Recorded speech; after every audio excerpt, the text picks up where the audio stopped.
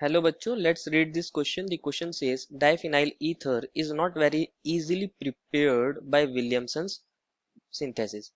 Provide a useful synthetic route for the same. बच्चों इस question में हमसे कहा गया है कि हम डाइफिनाइल ईथर को विलियमसन्स मेथड से प्रिपेयर नहीं कर सकते हैं, उसके लिए कोई और सा रूट बताइए। तो फर्स्ट ऑफ ऑल बात करते हैं विलियमसन्स सिंथेसिस की। विलियमसन सिंथेसिस को हम क्यों यूज करते हैं? जिससे हम ईथर्स की प्रिपरेशन कर सकते हैं। इसकी हेल्प से हम ईथर्स को प्रिपेयर करते हैं, इसलिए इसको विलियमसन्स ईथर सिंथेसिस भी बोला जाता है। होता क्या है, इसके अंदर हम एक सोडियम एल्कोक्साइड की रिएक्शन कराते हैं या पोटेशियम एल्कोक्साइड की रिएक्शन कराते हैं एक एल्काइल हैलाइड के साथ R1X, जहाँ X कोई हैलोजन है, तो यहाँ ये O नेगेटिव इस पर अटैक करता है और यहाँ से X नेगेटिव निकल जाता है, तो हमारा ईथर का फॉर्मेशन हो जाता है ROR1 और यहाँ Na और X मिलके NaX का सॉल्ट बना लेते हैं। This is R ether. ये एक काइंड का SN2 मैकेनिज्म यहाँ पे फॉलो करता है। अब क्वेश्चन ने कहा है कि डाइफिनाइल ईथर ऐसा नहीं कर पाता, क्यों?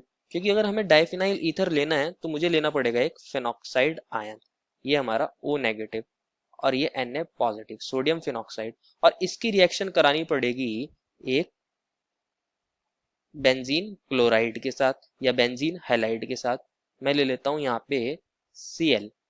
अब ये रिएक्शन हो नहीं सकती क्योंकि ये जो O नेगेटिव है, अगर वो इस पे रिएक्ट करेगा तो ये जो हमारा CCl बॉन्ड होता है ये पार्शियल डबल बॉन्ड करेक्टर को ऑक्यूपाई कर लेता है। यहाँ जो होता है पार्शियल डबल बॉन्ड करेक्टर होता है, तो यहाँ पे सब्सटीट्यूशन करना इतना इजी नहीं होता। डबल बॉन्ड करेक्टर, ये हमारा बॉन्ड कैसा हो जाता है, स्ट्रॉन्ग हो जाता है, इसलिए ये बॉन्ड इजीली ब्रेक नहीं होता, तो यहाँ नो रिएक्शन होगी।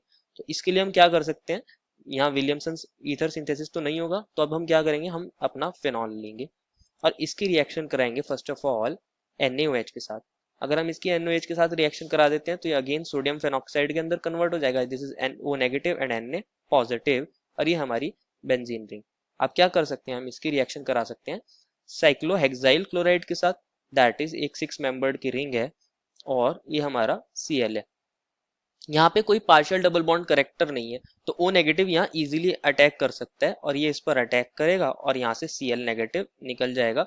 तो हमें क्या देखने को मिलेगा, ये हमारी बेंजीन रिंग है और ये हमारा ऑक्सीजन है और ये हमारा साइक्लोहेक्सेन रिंग है। यहाँ हमारा ईथर तो बन गया है, लेकिन हमें डाइफिनाइल ईथर चाहिए, तो अब हम क्या कर सकते हैं, इसके आगे फर्दर रिएक्शन कर सकते हैं। इसको दोबारा से देख लेते हैं।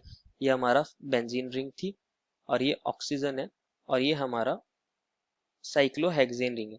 अगर मैं इसको सेलेनियम के साथ हीट करता हूँ, यहाँ टेम्परेचर जनरली 360 डिग्री सेंटीग्रेड रखते हैं, तो होता क्या है, ये जो हमारा साइक्लिक कंपाउंड है साइक्लोहेक्सेन रिंग, इसके अंदर डिहाइड्रोजिनेशन रिएक्शन हो जाती है और ये बेंजीन रिंग के अंदर कन्वर्ट हो जाती है।